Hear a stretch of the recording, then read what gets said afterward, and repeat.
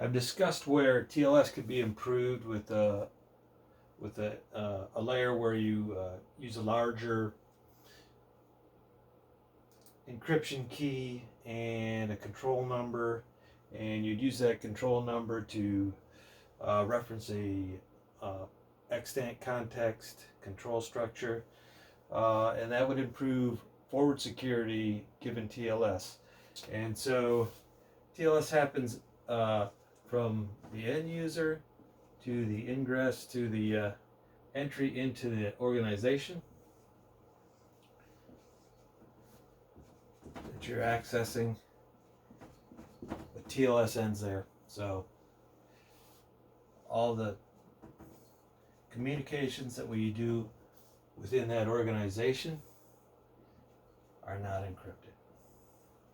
Now, generally, they will encrypt information in the database, but that's in the database, and there's a little engine in front of it that does the decryption. So that'll be encrypted in database. Somebody who accesses the database, maybe who doesn't have the key, will see encrypted data. But there will be other people in the organization that can access that database, and it will be decrypted. Well, actually, what that is if you read the files on the disk, you will see encrypted data. But if you can get into the database, it will be decrypted for you by the database engine. So that's not so good. And this also will be clear text, and there will be little programs moving the data back and forth, and you can hook into those programs and observe plain text. Plain text is not encrypted. You can just read what it says. You can read your passwords, the usernames, account numbers, credit card numbers, addresses, phone numbers, email addresses. All of that information inside of an organization is plain to see if you have access to the machines moving the data around. So, I have made a video where I've described improvement that needs to transpire or be effected in these systems. And I called that SALSA. And I made a little diagram that I published. But I didn't make and then I made a video describing it, but I didn't use a whiteboard, and now I have a whiteboard. So we're back at getting into the organization. You have a little piece of software that's going to decrypt it from TLS into plain text. Then it's going to go into the various points of software in the organization, and that needs to be decrypted too, because there's people in the organizations who have not necessarily been approved to see your personal data. And even if they are very secure people, they've not been approved to see specifically your data. So there may be a person assigned to your data, and they have all the background checks, etc., etc., etc., and that's fine. But then there's another guy who has all the background checks, maybe, but he is not necessarily authorized to see your data. And who says that's a good person to see your data? So we need another layer of security, and I call that SALSA. And what that means is spontaneous application layer security addendum. And hopefully it's very spicy. But so what needs to happen? TLS uses a private key that's assigned to the organization, and I've discussed that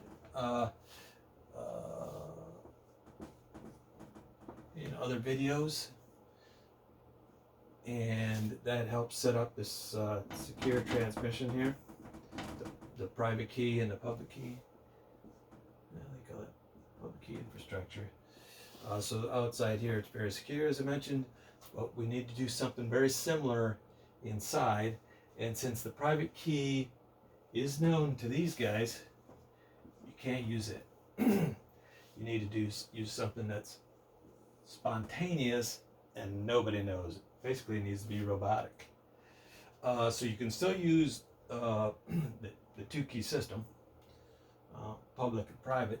The problem is the private cannot be done by people. It needs to be done by a robot, and it needs to be done inside the organization. So none of these people can see it unless they're very specifically approved to see data. And that's for another discussion. But the discussion of this is, how do you make it spontaneous? So you have some equipment that's been around a long time to establish a private key and a public key pair, a key pair basically. And you can use that software, and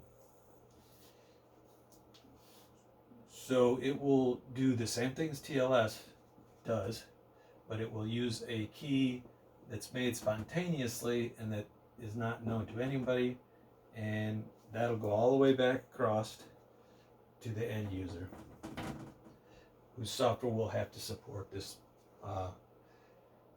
protocol. Right now, obviously, this is just a suggestion, and there isn't any software that does it. There is software that's supposedly end-to-end. You can try to use Facebook Messenger end-to-end security, etc., etc. But unless they do something like this, where it's spontaneously and it's robotic, it's not going to be very secure. There's always going to be these people who know what the source key is, the fundamental source key. So it has to be robotic. So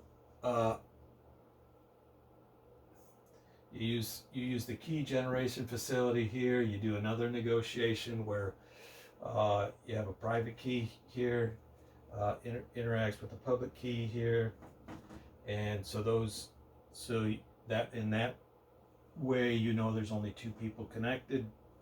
It can't really be a man in the middle. It couldn't be one of these guys really. It has to be the end user down here.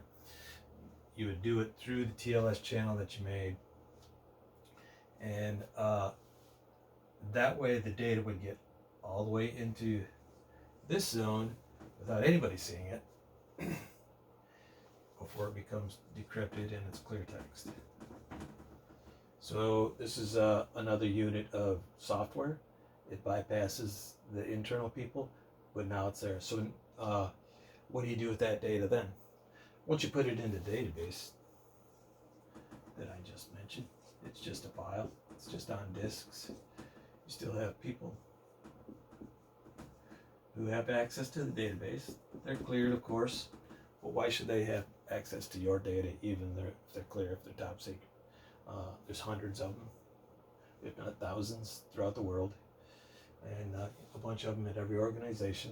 They shouldn't really be able to see it. So you need to take even more steps to do that. So even this data should be secure. There's ways of doing that. I don't want to delineate a bunch of suggestions about how to do that, but you probably don't want to use the database's encryption, decryption on file. That'll make sure a guy who has access to the disk system can't understand that, but it will not stop the DBAs, the guys assigned to manage the database, from seeing your data. One suggestion is, so you want to encrypt it here, basically. But then another layer of security that you want to do is have, similar to the TLS suggestion, is have a database that contains PII and a control number for each person, and then what we'd call ledger data. So you'd have that control number reference in the ledger data. So this is an extra secret area. The data that's less secret has control numbers. So anybody looking at all this ledger data, every time you deposited money in, every time you made a credit card transaction, etc., etc., etc., all they're going to see is control numbers and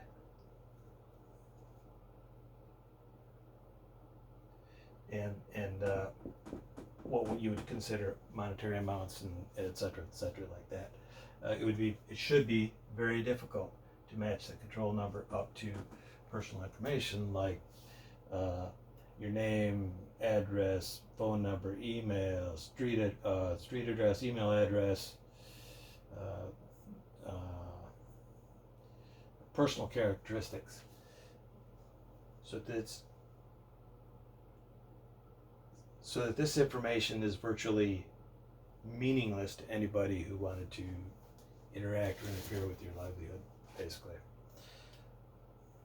And that is my suggestion. That is SALSA.